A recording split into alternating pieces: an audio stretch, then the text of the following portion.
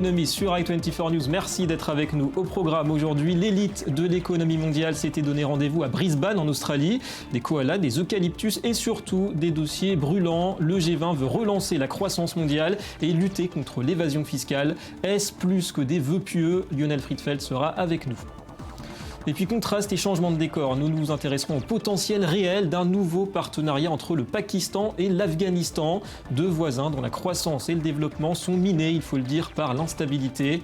Ils espèrent tout de même aujourd'hui devenir un ensemble, un vrai carrefour énergétique.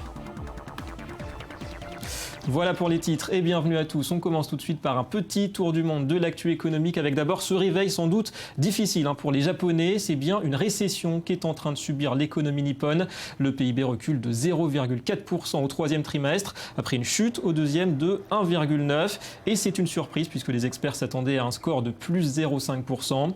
Alors dans le détail, c'est une fois de plus la faiblesse de la consommation des ménages qui s'avère fatale pour la croissance. Hausse de la TVA et léger retour de l'inflation brident le pouvoir d'achat. Le gouvernement refuse pour l'heure d'évoquer un échec des Abenomics, la politique de relance, mais il devrait tout de même reporter une nouvelle hausse de la TVA. Nous pensons qu'il est nécessaire de continuer à surveiller de près l'économie. Nous prendrons les mesures nécessaires à partir de nos observations. Le Japon a besoin d'encore plus de liquidités, encore plus d'argent pour sauver son économie. On ne sait pas ce qui pourrait être décidé à Tokyo. Je prédis qu'il y aura encore plus de liquidités pour relancer l'économie. En Asie toujours, c'est un pas historique vers l'ouverture au reste du monde des marchés financiers chinois. Ce lundi, les bourses de Shanghai et Hong Kong, vous le voyez, ont inauguré leur dispositif de connexion qui permet aux investisseurs étrangers d'avoir un accès aux actions chinoises et inversement aux citoyens de Chine continentale d'investir sur des titres cotés à Hong Kong. Un mécanisme qui crée de fait la troisième place financière mondiale, 5 600 milliards de dollars de capitalisation. Le montant des transactions pourrait frôler les 4 milliards de dollars par jour. L'économie chinoise est active et se développe sur le marché mondial. Dans ce contexte, l'ouverture d'un marché d'actions en yuan indique la tendance. La connexion Shanghai-Hong Kong est l'une des étapes les plus importantes. C'est un signal très clair. Voilà, pour la première séance, c'est vers Shanghai surtout que les capitaux ont afflué jusqu'à épuisement du trafic à mi-séance tout à l'heure. Et toujours à propos de la Chine, en marge du forum du G20, on va y venir dans un instant, Pékin a conclu un traité de libre-échange avec l'Australie. 10 ans de négociations et un accord préliminaire qui prévoit notamment à terme la quasi-suppression des droits de douane sur les exportations australiennes vers la Chine. La Chine qui est déjà le premier client de l'Australie, 100 milliards de dollars l'an dernier. L'enjeu pour Canberra était de s'assurer de nouveaux relais de croissance à l'export et faire face ainsi à la fin de son âge d'or minier. Nous devrions tirer parti de nos forces respectives et construire un partenariat encore plus étroit, gagnant-gagnant. La conclusion des négociations sur l'accord de libre-échange entre la Chine et l'Australie offrira de meilleurs arrangements pour notre coopération économique. Et puis l'Europe avec des nouvelles rassurantes sur la solidité de la balance commerciale de la zone euro. Elle affiche en septembre un excédent de 18 milliards et demi d'euros, soit 10 milliards de plus qu'au mois précédent. De quoi renforcer sans doute l'euro. Alors l'Allemagne affiche toujours le plus fort excédent, 139 milliards. La France, le plus gros déficit, 49 milliards d'euros.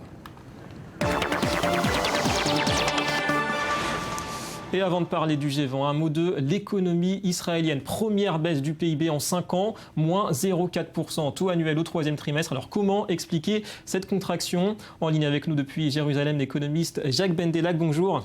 Bonjour. Est-ce qu'on peut dire aujourd'hui que cette croissance négative, c'est la conséquence tout simplement du conflit de cet été?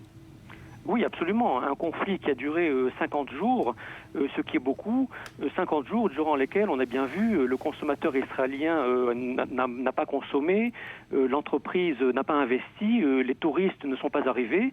Et donc forcément, ce n'est pas un miracle. L'économie s'est ralentie au cours de ce troisième trimestre. C'est la conséquence directe de ce conflit qui a duré assez longtemps pendant les mois de juillet et d'août. Ouais, donc baisse de la consommation, de la production et du tourisme. Et on reste, Jacques Bendellac, sur une prévision de croissance de 2,4% pour cette année malgré tout? Oui, parce que je crois qu'au quatrième trimestre de cette année, l'économie israélienne va rebondir. C'est une économie qui a des capacités de récupérer ce genre de pertes. Et donc je pense que vers la fin de l'année, on aura des taux de croissance beaucoup plus positifs que ce chiffre du troisième trimestre. Merci beaucoup Jacques Bendellac pour toutes ces précisions. Les grands dossiers internationaux ne manquaient pas sur la grande table du G20 en Australie ce week-end. La crise ukrainienne, le climat, Ebola bien sûr, et l'économie dans tout cela. Eh bien, elle avait aussi toute sa place puisque c'est sans doute sur ce front que de réelles avancées ont été constatées. Système financier et fiscal, investissement, commerce. L'objectif est de doper la croissance mondiale de plus de 2% d'ici 5 ans. Explication Johanna Citruc. Autour de cette table, des chefs d'État et de gouvernement, dont les pays concentrent 85% de la richesse mondiale. Réunis ce week-end à Brisbane, en Australie, les membres du G20 ont adopté toute une série de mesures concernant l'investissement, le commerce ou la concurrence. Le but est de doper la croissance. Elle doit atteindre 2,1%. Un objectif chiffré plus ambitieux qu'auparavant. Ce qui est évident, c'est que l'accent est mis sur la croissance, avec l'objectif clair de 2% qui a été légèrement augmenté, mais aussi le processus par lequel nous allons le mener à terme et grâce auquel on en contrôlera l'avancée. Et pour y arriver, les membres du G20 se sont attaqués au dossier de la transparence financière. Le président de la Commission européenne a appelé les dirigeants à lutter contre l'évasion fiscale. Des propos alors même que Jean-Claude Juncker est actuellement au cœur d'un scandale d'optimisation fiscale au Luxembourg. Ce que nous avons l'intention de faire est une harmonisation globale sur tous les détails pour éliminer de nos lois fiscales nationales les portes ouvertes à l'évasion fiscale. Je suis pour une concurrence fiscale, mais je suis aussi pour une concurrence fiscale honnête en Europe. Mais le sommet a également été marqué par de fortes tensions entre, d'une part, les pays anglo-saxons et, d'autre part, la Russie. Le Premier ministre britannique menace d'ailleurs Moscou de nouvelles sanctions. Je pense que le président Poutine peut voir qu'il est à la traversée des chemins. S'il continue à déstabiliser l'Ukraine, il y aura d'autres sanctions, d'autres mesures, et il y aura une relation complètement différente entre les pays européens et l'Amérique d'un côté, et puis la Russie de l'autre. Mais il sait aussi qu'il y a un tout autre chemin qu'il pourrait emprunter. Une avalanche de critiques qui a poussé le président russe à écourter sa présence au G20. Vladimir Poutine a esquivé le dernier déjeuner de travail. Son avion a décollé avant même la publication du communiqué final du sommet. Voilà, week-end difficile ou pas d'ailleurs pour Vladimir Poutine. Alors dans tout cela, est-ce que l'économie mondiale a des raisons d'espérer du concret de toutes ces belles annonces? Eh bien, on retrouve notre expert de ces grands dossiers internationaux. Bonjour Lionel Friedfeld. Bonjour David. Bienvenue à vous, analyste financier. Alors on a vu Lionel des koalas, on a entendu les grandes phrases qu'on entend toujours, relancer la croissance mondiale, lutter contre le réchauffement ou l'évasion fiscale. Qu'est-ce qu'on peut vraiment retenir de ce forum du G20 côté éco cette année? Alors effectivement, à Brisbane, les grands du monde se sont réunis.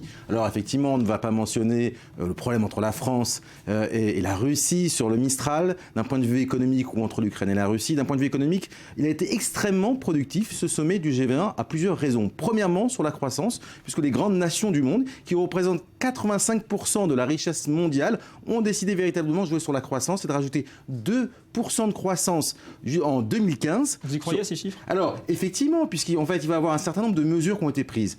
La première, déjà, ça va créer à peu près 2000 milliards de dollars de PIB en plus dans le PIB international, ce qui est conséquent. Et comment ils vont faire ça? Simplement, ça a été annoncé notamment à Brisbane, sur un plan d'infrastructure et de création d'un hub, c'est-à-dire d'infrastructure. On va demander aux États, à des banques privées, des banques publiques, des gouvernements, et on va mettre tout ça à l'intérieur d'un pool, et il va y avoir des grands projets d'infrastructure, des ponts, des routes. Ouais, alors justement Lionel, on entend plusieurs voix, même le FMI, qui appelle à cette relance des investissements au niveau des infrastructures. Est-ce que c'est le temps des grands travaux qui est revenu finalement à la keynésienne pour relancer l'économie après la crise? Alors effectivement, une partie, ce 2%, il va être effectivement le temps des grands travaux, c'est le premier point. Le deuxième point, c'est de remettre sur le marché du travail près de 100 millions de femmes et de rétablir un petit peu la parité homme-femme, parce qu'il y avait, les femmes ne pouvaient pas accéder à des bons postes d'un point de vue mondial. Et donc effectivement, c'est rééquilibré et c'est justement de stimuler l'économie par le travail des femmes. Et troisièmement, ce qui était important annoncé à Brisbane, c'est d'un point de vue de l'énergie, que les nations travaillent mieux ensemble pour un peu stabiliser le prix de l'énergie et générer de la croissance. Et des cours du pétrole qui ne cessent de diminuer. Alors, autre point sensible, Lionel, on a beaucoup parlé de lutte contre l'évasion fiscale. Quelle crédibilité accorder à ces annonces? On sait quand même qu'il y a l'affaire Juncker, le Luxembourg. Est-ce que c'est vraiment concret, réel, ces annonces ? Alors, une fois de plus, en tout cas, ce sommet a été véritablement concret, parce qu'on s'en souvient, déjà au sommet précédent, et d'ailleurs à ce sommet également, les normes de l'OCDE ont été approuvées, c'est les échanges de fichiers, notamment à travers les pays du G20, elles vont être mises en place à partir de 2017-2018. Là, effectivement, comme vous voulez le mentionner, ça a été la problématique du Luxembourg, avec ces fameux un peu des traités fiscaux, on va dire que les multinationales ont signé une convention privée avec le Luxembourg, mais il y a d'autres pays, pour savoir effectivement qu'elles peuvent payer à peu près 10% de taxes ou 15%, et en fait le taux est connu à l'avance. Donc là, cette problématique a été soulevée, mais deuxièmement, et d'un point de vue économique, c'est surtout le too big to fail, les grandes banques mondiales, et là le G20 a répondu notamment à cette problématique, et à une autre problématique importante qui est le shadow finance. Ouais, donc on avance quand même sur ces points. D'ailleurs un mot, je profite de votre présence Lionel, sur HSBC Banking, inculpé pour fraude fiscale en Belgique. Ça rentre dans cette optique ? Ça continue exactement dans cette optique. On reproche à HSBC Private Banking, notamment avec des activités avec les diamantaires à Anvers, simplement d'avoir proposé des solutions pour mettre les profits en fait, de ces gens qui gagnent énormément d'argent et les placer dans des structures offshore, soit dans les îles Vierges britanniques, soit dans les îles Caïmans. Très rapidement, Lionel, est-ce que vous pensez que le G20, aujourd'hui, avec tous ces accords de libre-échange qui sont discutés, est-ce qu'il peut devenir le socle pour une intégration économique mondiale aujourd'hui ? En tout cas, c'est un forum très important aujourd'hui. Effectivement, on le voit bien. Hein. Il y a des accords de libre-échange en Europe, en Amérique du Nord. On le voit bien aussi en Asie-Pacifique, avec récemment la Chine, le Japon et la Corée du Sud. Effectivement, le G20 est un lieu privilégié où les grands de ce monde se parlent entre eux directement et essayent de résoudre des problèmes. Ouais. Australie-Chine, c'est le dernier. Merci beaucoup Lionel pour toutes ces explications. Merci David. Allez, on va quitter le faste du G20 et loin, très loin des plus grandes puissances de la planète. Le Pakistan et l'Afghanistan, eux, luttent pour faire avancer l'idée d'une intégration régionale.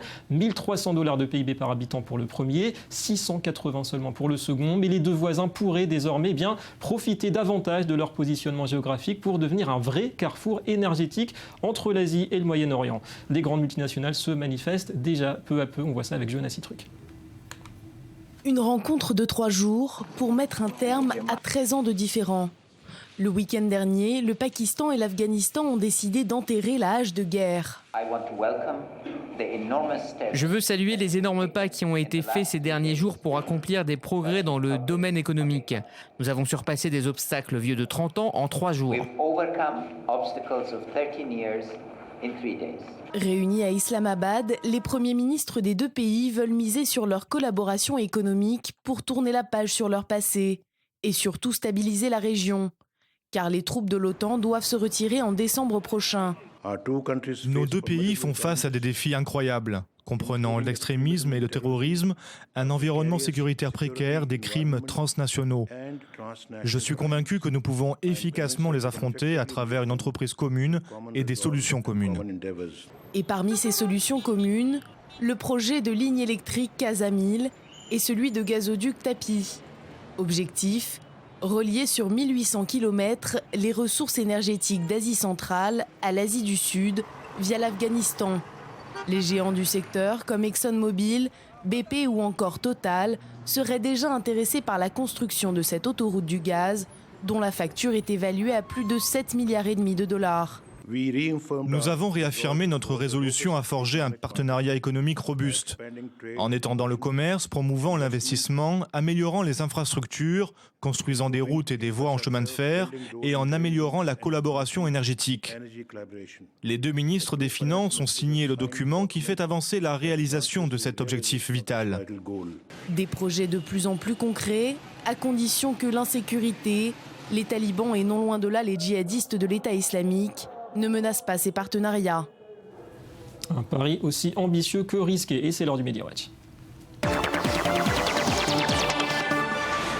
La revue de presse avec l'apparition peut-être d'une nouvelle monnaie. Bonjour Johanna Citruc. Bonjour David. Ce sont les terroristes de l'État islamique qui annoncent vouloir frapper leur propre monnaie. Effectivement, l'information a été révélée en fin de semaine dernière via un communiqué sur Internet. L'État islamique va fabriquer ses propres pièces, des pièces différentes en or, en argent ou en cuivre, et des pièces qui seront utilisées dans les territoires contrôlés par les djihadistes dans une partie de la Syrie et de l'Irak. Et selon l'organisation, l'objectif de cette nouvelle monnaie, c'est de remplacer un système monétaire tyrannique imposé aux musulmans et qui a conduit à leur oppression, mais également de libérer les musulmans du mercantilisme et de l'oppression économique satanique. Donc rien que ça, d'après les photos qui ont été publiées avec le communiqué, les pièces comporteront le nom État islamique, le poids, la valeur de la monnaie, mais aussi des symboles comme par exemple la mosquée Al-Aqsa de Jérusalem, particulièrement controversée en ce moment. Tout autre chose, Johanna, Facebook aurait un nouveau projet, un site pour les professionnels. Oui, Facebook for Work, ou en français Facebook pour le travail, c'est le nouveau projet sur lequel planche actuellement le réseau social selon le Financial Times, un outil pour faciliter les échanges entre les salariés avec un chat et un document et des documents collaboratifs, mais surtout cette nouvelle plateforme permettra de dissocier la vie privée de la vie professionnelle. Concrètement, ça veut dire que si je peux discuter avec un de mes collègues, il ne sera pas obligé de voir mes photos de vacances. Voilà, cachez bien ce qui ne nous regarde pas, Johanna. Merci beaucoup et à demain. Voilà, fin de cette édition. Merci à vous de nous avoir suivis. Économie Le Mag revient demain sur i24 News avec notamment la renaissance de la Grèce, mythe ou réalité. Restez avec nous, l'info continue.